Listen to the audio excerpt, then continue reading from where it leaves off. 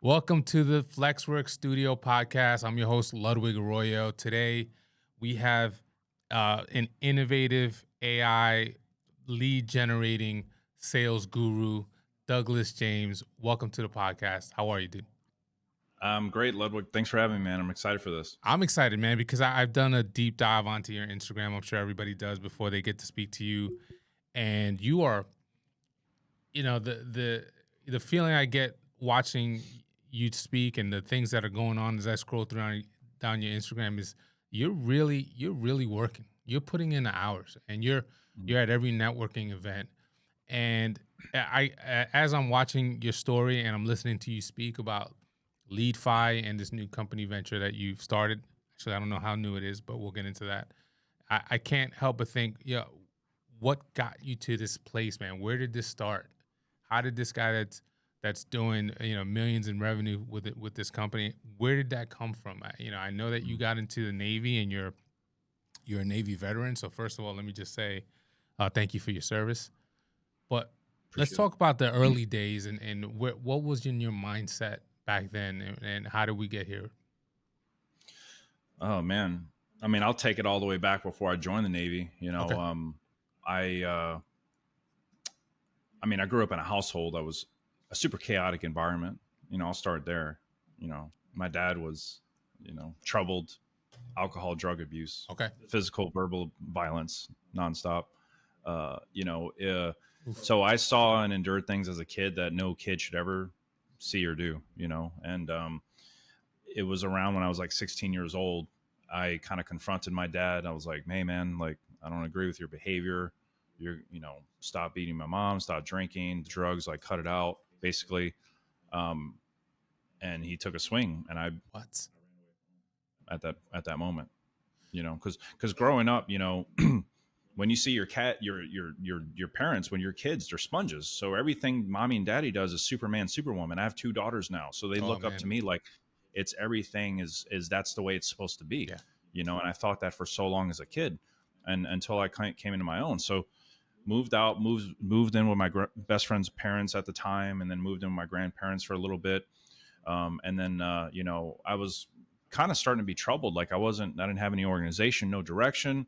It got to the point where like my family was like, look, you're going to go to college, you're going to get out of our house, or you're going to the Navy. So I graduated with a 1.4 GPA. I was no way I was going to school. I didn't want to be homeless. So I joined the military, got into the Navy. And the Navy really gave me, structure, organization, discipline. And I didn't really have any of that up until that point. Right. So getting into the military, I end up really, advancing my career super fast. I served in the Navy for 10 years total. I was a hospital corpsman. Okay. And at around the 5-year mark, I went to this deployment to Papua New Guinea, Fiji, and the Philippines. And what we were doing is it was a humanitarian mission. So we were literally like building schools for kids. We were rendering free medical aid to all these Pacific Islanders. It was some of the most amazing work I've ever done as a human being. And up throughout my whole career at that point in 5 years, I was a go-getter. I was taking on every deployment opportunity. I was taking on every task, putting on events. And every time I got assigned or, took charge of something, I brought people with me, my junior sailors. I made it all about them, and got them. I was really good at leading and articulating the message and the mission that needed to get accomplished. And I would get people to rally around that and believe in it.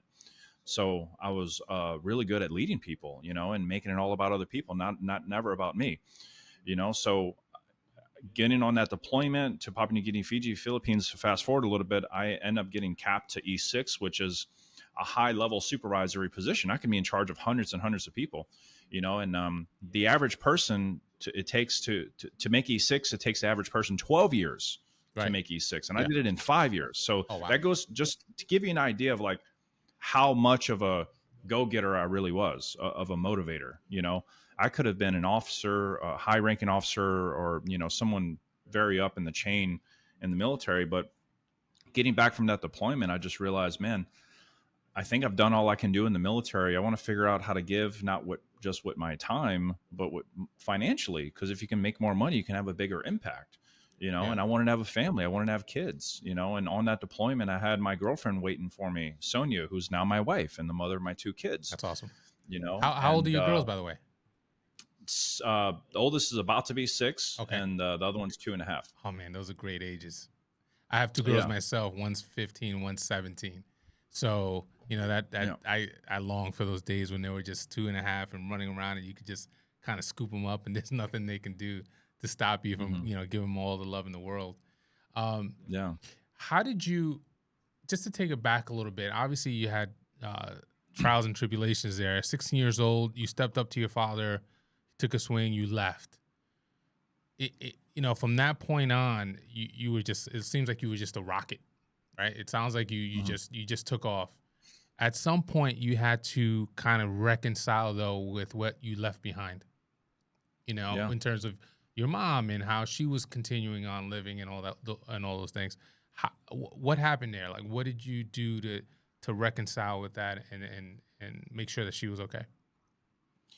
Man, to be frank, I didn't reconcile that, and even until more recently, Mm, more recent years, like, gotcha. because when I left for the military, I thought I was, starting this new chapter. It's all going to be grass is greener over here, but I was really running from pain and turmoil and burying it in success. And I realized success doesn't silence your soul. you Mm, know you got to do a lot of work, gotta do the trauma work. work, and recognize those things. And I didn't really start to really recognize this until maybe around 2016, 2017, in the later years in my career. And the last 2.5 years of my active duty service, I was in therapy like at least 2 times a week, Oh wow. working on this for 2 years. So I spent a lot of time um, in that, and realizing and addressing, the things that I was seeing in my childhood, and how it was impacting me as a father and as a husband and even as a leader. Yeah. And I was really running from it. I thought success was the answer. Success was great. It made money. It got me rank, which makes you more money, more responsibility, and all the things. But how I would respond to my wife, how I would respond to my kids, Mm, it would subtly come up and show up. gotcha. So I had to do a lot of work. So for me, it was almost like a quick fix getting in the military, which I think that's why you see a lot of entrepreneurs and successful people. They usually have some. That's why I came out the gate swinging, right? I'm Yeah. like, yeah, these are the things in my childhood, because I know where this stemmed from, because we're usually running from something, Right. right? And we bury our head like an ostrich in the ground, focus on success and business and real estate and marketing or whatever, making money, and we don't address these things. And then a lot of people, man, don't address them their whole life. How many millionaires and billionaires? I know plenty of people that are just, they hate life, man. They have no friends. They're lonely. Yeah. They have all this money. They have these yachts and these mansions, but they're empty inside, you know? So that's not what I wanted to be. There's a story I'll tell really quick. When I was in the Sure. military, man, I was rotating. I just got to Bethesda, Maryland. It was my first duty station. It's at the President's Hospital, Yeah. basically Washington, D.C. And I was rotating through all the different departments, because as a quad zero general duty corpsman is what it's called, you have to know a general understanding of everything. So they put me up in the ward. And up in the ward, I think it was the ninth floor. That's where you go when you're terminally ill and you have maybe up to 2 weeks to live, maybe Mm, sometimes up to a month. right. So I was in there for 2 weeks, and I would work 12-hour shifts, and I would do the overnight for 2 weeks straight. It was kind of like a rough 2 weeks, Yeah. because I didn't even get weekends off. It was like constant. Jesus That was Christ. just part of the deal. Yeah.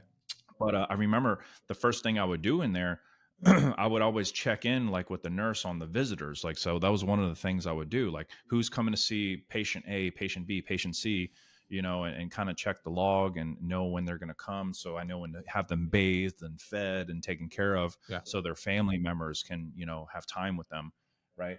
And every single patient had somebody that was visiting them. There was one patient that didn't have anyone.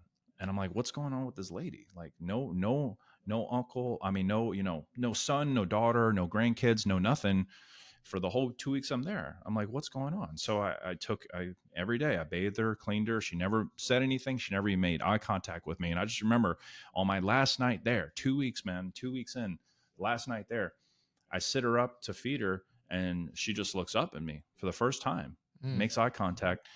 And she says to me in these words, she says, I've made a lot of mistakes in my life. I have family and kids that don't want to be here, but I'm thankful and gracious for you because you showed me love these last 2 weeks. And I'm now surrendering everything in my whole life over to God.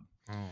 And she said that. And I just remember holding her hand. It was cold, and I could hear like the heartbeat because you have the heart rhythm. I forget what it's called. That's connected. You could hear it beeping in the back. Right. And I just remember, all of a sudden her breathing slows, eyes close, and then you just hear a constant beep. She let go. Right. And she passes away right there in front of me, man. And you could hear a pin drop. It was so silent. Oh my God. And I literally felt like this energy, like just come up above her. And I felt like this cold air just flew over me. And I'm like, oh my gosh, what just happened? And I couldn't do or say anything, and then all of a sudden a couple minutes goes by, a nurse walks in. She's like, what happened? I was like, I think she just passed away. So what I realized, I tell you that story because what I realized in that moment is the scariest thing for me in life is to die alone. To die alone. Right. Yeah. No one was in that room, not a family member. So I sad. was there. That's so sad. I was her saving grace. Right. Yeah. But that's my ultimate thing. So when I show up 100% because I know we all have a hourglass that's upside down with sand. Yeah. And we don't know how much time we got left, and I got kids to leave a legacy for. So you're in the Navy and you're realizing that leadership is a strong suit for you. You realize that you're a leader. People respond to you. You bring people up with you. How do we transition from there to the public sector, right? Leaving the military and starting a business or starting, where does that go? Yeah. So get back from that deployment and I'm like, I want to start to transition out the military. I don't know what that looks like yet. I'm super scared, but I'm willing to figure something out. So I started to find people and research online, people like Tony Robbins and Zig Ziglar, a lot of these personal development gurus. And I remember picking up a book and reading from Zig Ziglar, and it had a quote in there and it said, help other people get what they want. You'll have all you want in life. Mm-hmm. And I'm like, oh my gosh, that's exactly how I was successful in the military. I just thought of my sailors. And every time I took on a project or anything, I brought them with me. So I started to kind of bridge those ideas and those gaps over to the civilian world, or the business world, I should say, and said, how can I help people in the business world? What do they care about? Well, they care about making money. Because when you go into business, you get into business to make money. At the end of the day, we can, have all this impact. But at the end of the day, if it's a for-purpose, if it's a for-profit business, it's to make money. If your business doesn't make money, you don't have a business. Yep. So I started to look at, well, how do businesses make money? Well, they obviously need customers or clients to book calls or come into their establishment if they're a local brick and mortar. So I started to research ways on how consumers would find local businesses in my area. And I realized SEO, search engine optimization, was a skill set that I landed on. Right. And I was like, okay, so when I Google search a local carpet cleaner, how are these top businesses showing up on the search engine? Well, it's because of this thing called SEO. They've done all this work to their website and their online reputation to make their site stick out high up on the searches. Yep. So I learned how to do that, right? And after about 5 months, I was making my annual salary in the military on the monthly basis. What? Right? So imagine what that, year? What year we're talking? 2016, early 2015. Wow. Yeah, 2015. Okay. Within 5 months. Within 5 months, I had about 20 clients paying me anywhere between $1,500 to like $2,500 a month, somewhere around there. Wow. And I was just doing their SEO. Here's the crazy thing, though. I woke up one morning and I went to go check all my clients' websites, and they disappeared from page 1 of Google. I'm like, what the heck happened? And I realized I got an email that said, hey, Google's releasing this algorithm update called the Penguin. And so what the Penguin algorithm update did was it basically flagged or flagged SEO agencies or websites that were doing like black hat strategy.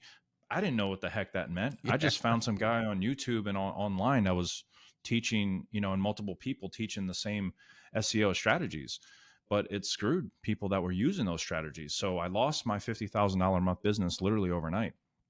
Oh so that's when So shut down. It didn't come back. It shut down, and like half of the clients disappeared. They were like, "You're scamming us, F you," basically. Oh man. The other half were willing to work something out, but half of those got impatient. And I had about 4 clients left that were like, let's figure this out. We believe in you. We hired you. I wish there was more, more of those, but there wasn't. There was a smaller pool of people. So I got into paid ads. So I learned Facebook ads is in lead generation from Facebook ads. So that's what I got into. And of course I did it for those 4 clients, was horrible at it, but one client, I got them results. Yeah. And we worked out a deal.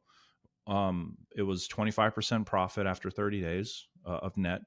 And I got a check for, I think it was like $7,000, So I was like, boom, here's my case study. Got them on video, got a testimonial, then started to scale my agency again, but offering lead generation through Facebook advertising. And I got it all back, built it up to multiple 5 figures again. Over a year, 2 years at that point? I had it back in like 2.5 months. It took me less than half the time than the first time. That's insane. That's insane. Yeah. I mean, that's the stuff that, when I hear these stories, I'm thinking, is this your only income? Are you, well, I mean, if I'm doing the math, you didn't have kids at this point. So you were, did you have to pay rent, or were you laid on? Those types of things are what people think about when you're going through these tough times and how to get over that. You know what I mean? So that's why I asked how long this took and what was going on in your life at the time. Yeah, I had rent. So I was making, the unique thing about me is, because people ask me all the time, like, hey man, I really hate my job and I want to get into online space. I want to do something from home. I'm like, great, but don't forget you got bills to pay. Yeah. So don't quit your job and then be homeless trying to figure it out. Right. So fortunately for me, I had a government contract where I was guaranteed, $5K or $55K, $6K, whatever it was per month. Yeah. Whether I showed up or not, here's the interesting thing. The government will pay you even if you're a dirtbag. And it's really hard to get kicked out the military, Okay. So I could, and here's the thing. I'll be honest. My last few years, I would show up late, I would leave early. I would take long breaks at lunch. But what I was doing when I was not showing up for my job as much as I should have been showing up, I was actually putting all that energy into building my business, because I started to realize the value of my time. Yeah. I'm like, wow, I can go work an hour over here, make $40, or I can work an hour over here and make $4,000. So it's like, where my time should really go, and I did face a lot of scrutiny. I faced a ton of scrutiny. I had my superiors were trying to get me thrown out the military, thrown in the brig, have my rank and money taken from me. Oh, wow. And it got kicked down because I wasn't actually breaking any regulations. So the CEO let me go, and my chain of command was furious. On the other side of that, I had military members coming up to me. Hey, how do you make money? How are you driving this $200,000 Mercedes? So that got me into the coaching consulting space. And we've helped, over 10,000 veterans in active duty get into online space now through our coaching consulting. So beautiful things were born out of it. Amazing. One of the things that happens during this time too is you're developing the ability to sell, right? Because in order to be a business owner, a CEO, a startup, you're going out there constantly selling yourself so that you can get clients. Sometimes it's born out of necessity, right? The ability to be a great salesperson. Did you ever see yourself as a salesperson? And how did that come about? I never thought myself as a salesperson, because I always thought the salesperson was the sleazy, greasy guy trying to screw you over at the auto dealership, right? That was just and I think that's a lot of people's older school mentality, or the guy knocking on your door trying to sell you the vacuum cleaner, or whatever. So that's what I thought of salespeople. I didn't realize there was it was actually like a thing, salespeople could do good, because really salespeople just connect solutions to people that have problems, like true problems, right? And help them see past of all the other things that they tell themselves and limiting beliefs why they can't accept this new solution into their life. Like a good salesperson, that's what they do. Yeah. Right. So I realized that I have been selling myself my entire career, man. Yeah. So I hit E6 in 5 years. Like, look this up. It's a big deal. I'm not trying to boast or anything, but the reason I got there because I took on so many projects and helped so many people. So a couple of the things that I did is when you're that like golden child, I was basically, consider me kind of like the golden kid of like every command that I went to. Who's going to do it? HM1 Doherty's got it. My real name's Doherty, but last name is Doherty. It's an Irish name, by the way. Got it. And I would be the CEO would know who I am by name, and I would have those kinds of relationships. And what they like to do is they like to recognize you, and they'll put you up for things called service member of the quarter or service member of the year, right? So they put me up at the President's Hospital for service member of the year out of thousands and thousands of sailors, and I won. That's awesome. Right. And the way that works is you all year you work on creating your package, your folder with all the cool stuff you did over that whole year, right? Yeah. From your leadership to even your uniform, how well you dressed, your physical fitness. Are you passing and acing your physical fitness exams? Are you leading people?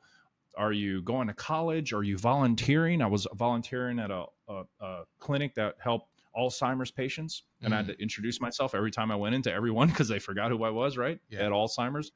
Anyway, that's crazy. You get that package together, your leadership helps you write it up, and then you go before a board of the most decorated, highest ranking people at the command. And it's usually you and 6 or 7 of the most decorated people that are going up for this award, right? And you're in the hallway, you're at attention, you go in there, you march, you address the board, they ask you questions, and then how you articulate yourself and show up to them from a physical standpoint is part of the deal, as well as your written package. And I had to go in there and sell to them why I'm more worthy. But here's the thing, I'm selling myself without realizing I'm selling myself. I'm just being showing up the most genuine way that I can be as a person and as a leader to my sailors. And that in itself was communicating in a way that they thought that, hey, this guy's going to be Sailor of the Year. Yeah. Right. And so I won that award, and I won many Sailor of the Boards, over my whole career.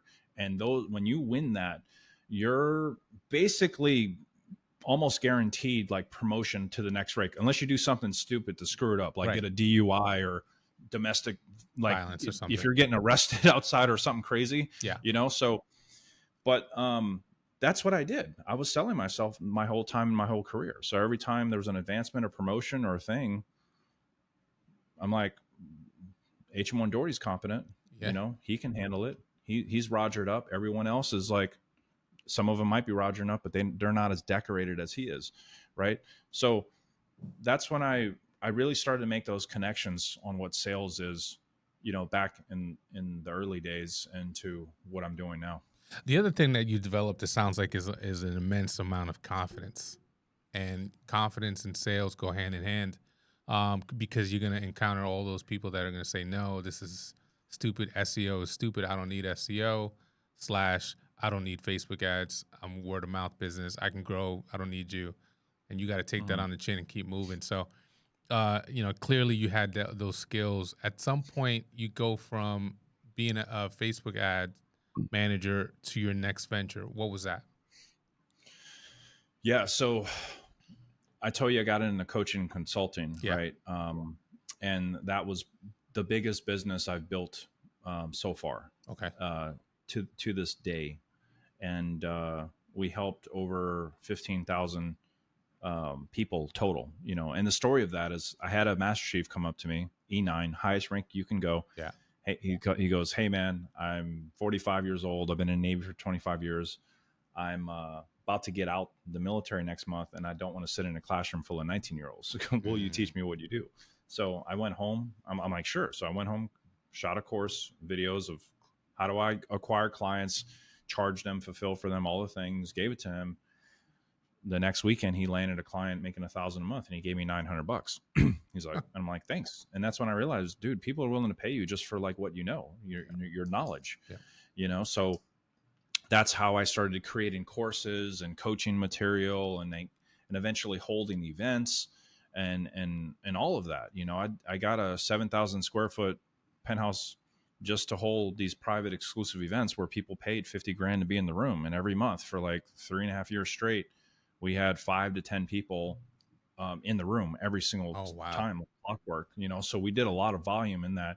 But the virtual business was even bigger than that. I sold packages from 5K up to 25K. And what I realized is, yeah, we had some course material, but what we did was we actually fulfilled real marketing services. We didn't just say, here's a video, go watch it. We said, no, here's a video, go watch it, but then here's the cool stuff we're going to build for you and help you actually go make money. Our team is actually going to do stuff for you, right? So we've fulfilled high level services, and that's how we were able to scale. We end up doing 9 figures in total revenue, spent 30 million on ads as well, profitably, and that's towards the end of that journey. You see them in software now. We have this company called LeadFi, and because we were selling such high ticket, right? If you're selling high ticket like that, your sales cycle could be 2 to 3 months out. Like somebody says day one, oh, I want to sign up for 25K, but that person might need 4 to even 8 weeks to get that together. Think about it, raise the money, whatever, get it together, right? This, because it is a commitment. It's a whole lifestyle change. So when you're talking about investing that kind of money, you're really looking to get something out of it, right? You're looking for a lifestyle change. So people had to prepare themselves sometimes mentally up to 3 months. Yeah.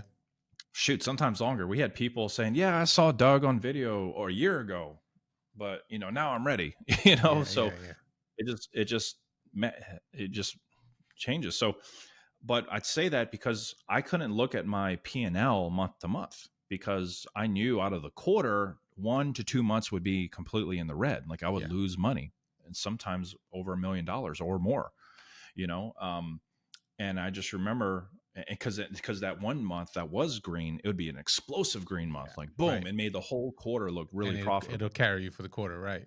Yeah. So, but I just remember towards the end, about 1.5 years, almost 2 years ago now, wow, time's flying. I had 2 quarters back to back in the red, and I lost like 8 figures. I'm like, what is going on, man? And I hired every possible like sales guru, marketing attribution softwares, conversion rate optimization people. No one could tell me. And sales team constantly complained about poor quality leads. They said the leads were broke, right? But the marketing team always said, oh, the leads are qualified. There's, sales qualified. But we relied on people to put in their application what their finances were, like how much money they made, what their income was, what their job title was. And we realized, wow, people just lie on their application. People just lying. Yeah. So, and we would sometimes we would allow the non-qualified people to book a call, and sometimes we wouldn't allow them to book a call. When we allowed them to book a call, it made up 30% of our high ticket revenue. I'm like, how are these people buying $10,000 plus packages on but on paper, they're completely broke. Right. So we would shut that off, because the sales team would complain, and we wouldn't let the qualified people book a call.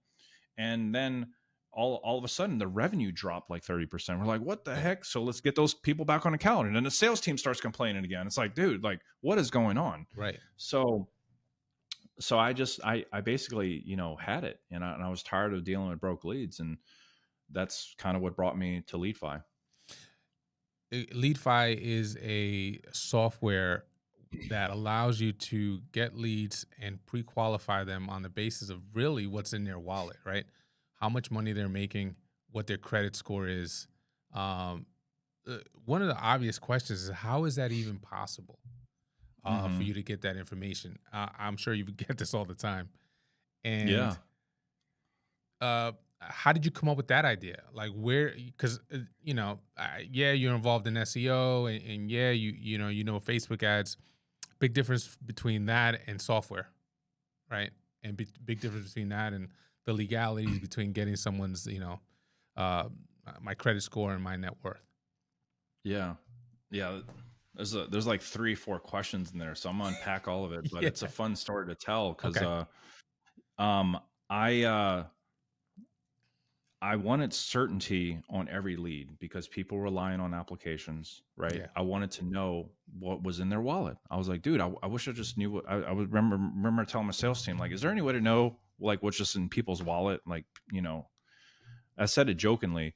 And around this time, and no one had an answer. So, and around this time, man, I'm me, like where my mental state was at, just so you know, super deep into trying to figure this out. I'm traveling nonstop, speaking on stages, doing podcasts, networking with some of the biggest people you probably follow on social media. Yeah.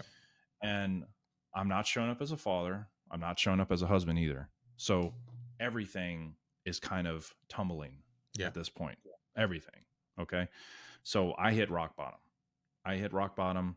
And I feel like there's nowhere else to go. What I'm going to do, And at this point in time, I remember just being in my office, dropped to my knees, threw my hands up, and surrendered my life to Jesus at that point, man. Went all in on my faith. Mhm. I know it's not always a super popular topic, but that's what I did. And believe it or not, dude, the very next day, someone throws me in a 3-way chat with my now partner, Eric, Okay. right? Who has been in underwriting for 15 years and has direct relationships with the credit bureaus and was developing the verification technology, which LeadFi is built on. Oh my God. Right. Yeah. So I'm like, dude, I've done all this revenue in the high ticket space, in the marketing space. Let's partner. I will figure out the use cases. I'll fix and save my offer. And then we could talk from there. I was mainly concerned with fixing and saving my offer, Mhm. right? LeadFi wasn't even supposed to be a thing. It was just me trying to fix my own traffic and all that. So Right. we did it and we scaled my offer back up and it was successful. And I told one friend, now we have, it went viral. We have over 200, 6 to 9 figure brands that use LeadFi. So what LeadFi does, right? Someone opts into your website, your funnel. They put in their name, email, phone number, and then through API within 2 seconds, we return data back to your CRM and we return their exact credit score, exactly how much money they can spend on their credit cards right now in their wallet, their annual income, their debt to income ratio, and then pre-approvals for funding. So now you not only know how much money they can charge on their card right now, but how much additional money you can help them raise to afford whatever you're trying to sell. Wow. Huge game changer. We could even get their liquid assets. We can get their 401k, IRA, stocks, bonds, CDs, deposits, ETFs, brokerage accounts, and even their real estate assets. So, and we take all that data and we basically just supercharge, plug it into your ads and your marketing, supercharge your targeting to get better results, and plug it into your sales process. So now your sales team knows exactly who's financially fit, so you can prioritize those people more and redirect anyone that's not fit, maybe to like a lower ticket offer. Right. So that's what it does. And then you asked, how is this legal? How's this compliant? Fair question, because I get asked all the time. So basically, whenever it's verification technology, right? So when that name, email, phone number hits our link, through the API, it goes into the verification technology, which is patented and proprietary. It goes through a process of identifying exactly who that person is. And then it acquires their address, their date of birth, kind of like all the things you need to do a soft credit pull. Yeah. And then once we know who that person is, then we do the soft credit pull with Experian, TransUnion, Equifax. We get the credit report and deliver the data, but we deliver data for funding purposes only, right? So you heard me mention that funding and pre-approval comes through. Yeah. So what we're doing is called pre-screening, right? So pre-screening is what banks do to send us all pre-approved credit. Right. So this is the same way I would walk in and someone would say, you're pre-approved to buy this house. at $500,000, and I never had to even give them an approval for a credit check. So it's essentially the same concept. That's it. Or you go check your mailbox and you got a, hey, you're pre-approved for this Yeah, $20,000 credit card. Call to get it. It's the same. That's all we're doing. It's called pre-screening. that's crazy. So it's fully compliant, fully legal, and all the things. At this point, you created something that, to me, when I first looked at this, I was like, God, this is amazing. This is probably the most unique thing in the world, and nobody else is doing it. As we talk through it, obviously, all credit companies and banks are doing it. Are are you seeing other lead generation tools starting to use this? Have they used it? Are you the biggest, fastest, best? Yeah. So, like I said, the verification technology is patented, so it's the only one that there is, right? So, data providers aren't new. There's stuff out there that will scrape data, anonymous web Yeah, users, give you ranges or estimations, like their credit scores, 600 to 700, and their income's 50K to 100K. So the whole right. idea is like with LeadFi, I don't care about what their income credit is last month or months ago. I'm trying to get them to make a purchase today. So Yeah. what does that actual information look like? So that's why it is superior data. Now let me circle back to, what was your question again? Just so I heard that Well, correctly. it was really just a matter of whether or not this is something that is, are you the solo lead generation tool in the space that Oh, uses got it. technology, or are you facing some competition or competitors? Yeah, there's other service providers that do, similar stuff, but this one is unique and superior in the fact that it gets you, real time buying power, right? I'm going to tell you, I've been in a little bit of my history. I worked at two of the largest cell phone carriers in the world over the last 17 years at different points in the business to business department. So when it comes to sales and leading teams and lead generation, CRMs, all those all the software you need, I'm well versed in it. And when I saw what you offer with LeadFi, it's like the number one thing you need to separate yourself is to get the information you need from the pool of people that you are walking into. Not all networking groups are the same, right? Not all, whenever you walk into a room and start pitching your services, the more information you have on everyone you're pitching to, the better. It's like a silver bullet. Like, this is like the secret weapon that we all have always wanted when walking into sales environments, right? And you Mhm. guys seem to have captured that. So how is that translated now into the speed of which your company's grown? Yeah. So, like I said, we have over 200 clients total, Okay. including some white label partners as well that have, white label technology as well. Yeah. Um, and we're actually in negotiations with probably some of the biggest financial merchant processing companies and buy now pay later solution platforms Oh there wow, there that's are in the huge. market right now, Yeah. including one of the biggest marketing attribution softwares in the space as well. So not going to name specific names until these deals actually get inked, For sure. but the whole idea is we want to make this data available in your favorite marketing tools and financial tools that you're using today. So we work with clients one-on-one 100%, but we're working on getting this integrated into those larger platforms, because I think that's where LeadFi is going to provide uh, peak benefit to its users. And how old is the company now? So we started in October Oh my god. last year. Yeah. So Yeah, not even a year officially old. started. Yeah, not even a year old yet. And most of our growth has actually came in the last 90 days. So That's awesome. development was last year for sure for a good chunk of time, but we actually started onboarding clients October last year, specifically, in the coaching, marketing, course agency space, but Yeah. we're in the mortgage and insurance space as well. So what's interesting about the mortgage space is we can actually underwrite with just name, email, phone number. We can actually underwrite a full deal. So like if you're looking to What? buy this home, Yeah. what's the interest going to be? What's the term loan going to be? We use Freddie Mac as well. Oh, We okay. plug Freddie Mac right in, so we get the underwriting and everything for the home. and we deliver that on a silver platter in 2 seconds, just with name, email, phone. So would you say the realist? Go ahead. Yeah. So earlier I was saying service providers aren't new, but also data, soft credit pulling is not new either, right? Right. You can go pay to get someone's credit pulled, but it's going to cost you like $5 to $9 roughly, and then it's going to require date of birth, address, all those fields of information. We just need name, email, phone. That's insane. Right. Same thing in mortgage. You might, so you're trying to buy a home. 80% of all homes have a co-borrower, right? Yeah. So the LO is going to probably charge you. It's going to cost them somewhere between $150 up to $200 to run both, and we're doing that for a fraction of what that costs. So we're really going to disrupt all these industries when it comes to this kind of data. When it comes to like Wyker Realtor, all these realty companies, and mortgage companies, obviously that's a shoo-in. What are some of the other industries that you're looking to? This is a financial benefit for. Yeah. So, like I said, we're in.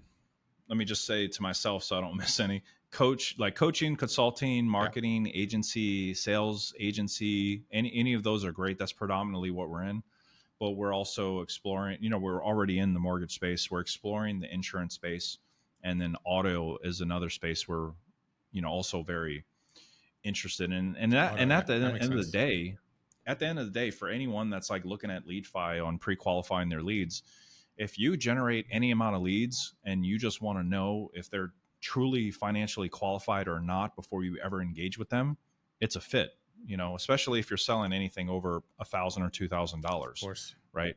Which more homes go up to hundreds of thousands or millions of dollars. So it's a fit for no matter what, even if you have a fund. So we work with some investment firms too, where they're raising capital for their fund, and they want to know when people say, "Hey, I want to invest in your fund," what's their actual net worth? What are their real assets? So we can pull all that in real time when they opt in to their website. So that's also another industry that we're getting into as well. You mentioned marketing agency. So I, along with my partner Ankur, we own a marketing agency called Youngry, and we do everything from content creation to Facebook marketing and everything in between. Website design, the whole kit and caboodle when it comes to marketing. And then we own this company down here called Flexwork Studios, where we have a multi-room podcast space, so people can rent and do their own podcast. Youngry as an agency would benefit from having LeadFi. And so, that's something I'd love to talk to you offline about and how we can get started. Because I think the silver bullet of having, pre-qualified conversations before you even meet the client and know that they're not even in a space to spend money in your business, I think could help us tremendously, so, yeah, look out for that. I'd love to have that conversation. We do have a pretty lucrative affiliate program too. So if you want to refer clients, love to have that conversation. Great, man. So, when it comes to you're all over the place when it comes to social media. You're on, when I look at your page, you're sitting there with celebrities like Shannon Sharp and some of the Shark Tank guys and Grant Cardone. How has your marketing yourself changed over the last 5 years with the advent of AI, with seeing where technology is moving?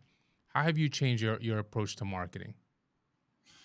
Yeah, for me, I spent, when I was kind of going through that troubled time like 2 years ago, and then probably 2 years ago when it was bad, and then 3 years before that, I was really I was focused on networking big time, and meeting people, paying to get in rooms, paying to have dinners. And at the, people are kind of like, that's the thing about making money and being, having expendable income.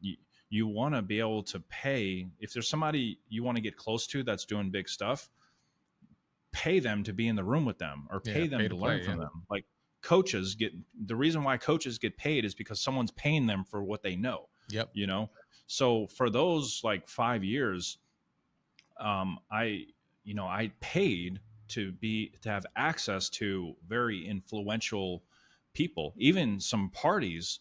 And not all of them. I remember one of my good friends was that I was actually an investor in.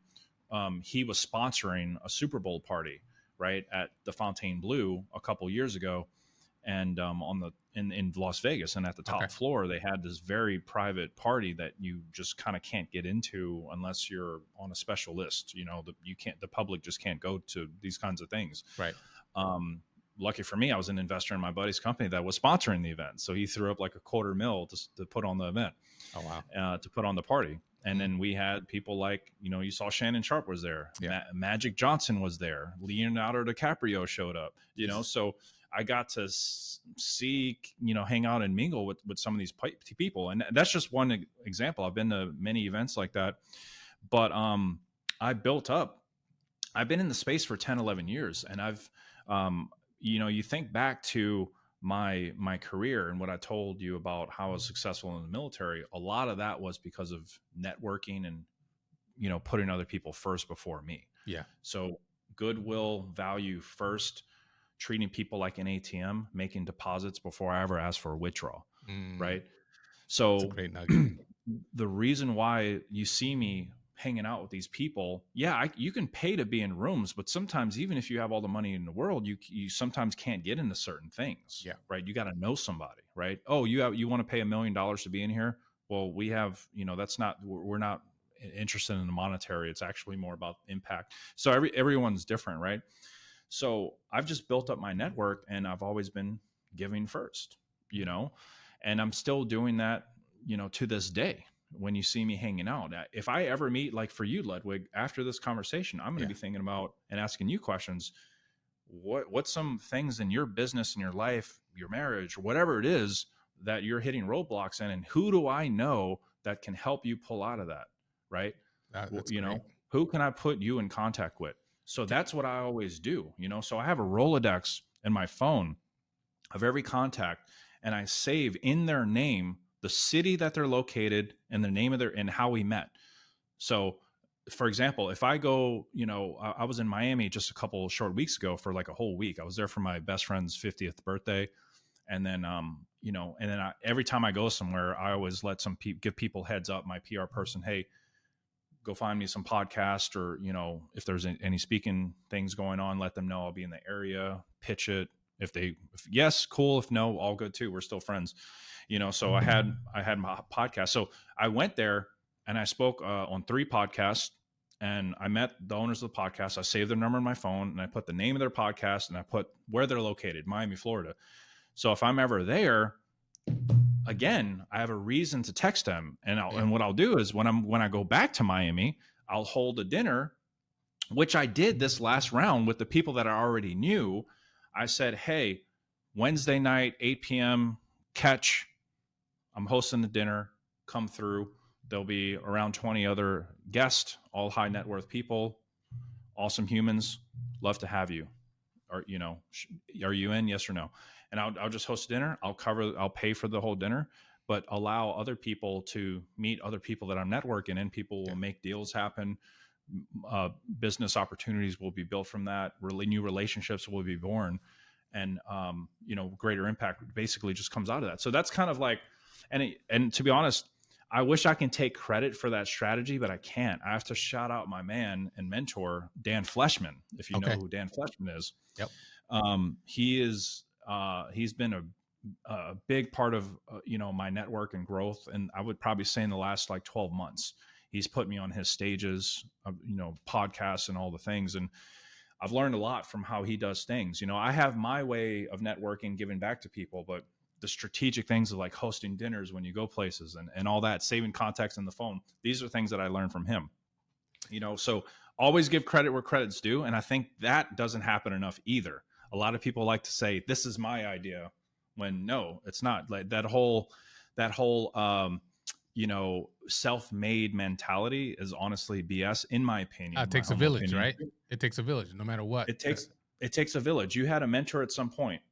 My career, my success in the military, I did have that. Even though I forgot to mention, I did have military leaders that helped guide me early on too, on how to prepare for boards. My first chief was like, if you want to be successful in the military, go for sale of the quarter, sale of the year.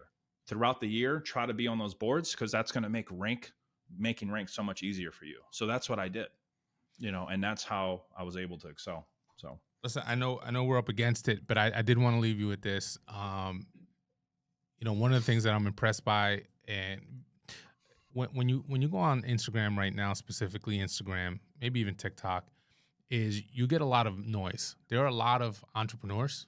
There are a lot of self-made guys. There are a lot of guys talking on podcasts and giving advice on how to be successful. And one of the things that I got from your page that I love, and I think it's different, and I think we need more of, is I see impact all throughout the words you use. I see impact throughout the videos you put out.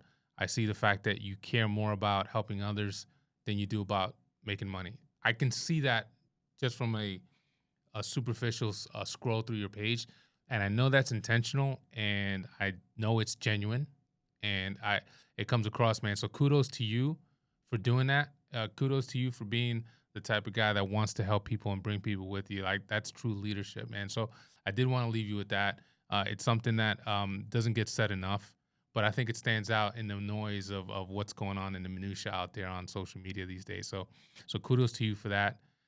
And appreciate that. Additionally, man, thank you for taking the time to really speak to me and, get to know me a little bit, and for us to get to know you and for our audience to get to know you. If you want to leave with us just a place where people can connect with you and follow you and learn more about LeadFi, please say it now, and then, we'll sign off. Yeah, appreciate it, man. Really appreciate the kind words. Yeah, if you're interested in the lead qualification company, it's leadfi.ai. Go check out the website. Other than that, just follow me on social media. Go to Instagram. Just type in Douglas James. It should be the first one, the blue check, but I think the handle is @the_Douglas James. Give me a follow. Shoot me a DM if you guys want to as well. Let me know what you thought of the podcast. Love to help. Awesome, man. I appreciate it. We'll share all the links with you and all the clips with you. I'll also reach out to you directly, man, to talk about how Youngry and LeadFi and Douglas James can work together, because I think there's some synergies here for sure. But absolutely, I appreciate you. And for now, we're signing off on the Flexwork Podcast. Thanks again. Thanks, Douglas James, for making the time. And we'll talk soon. See ya.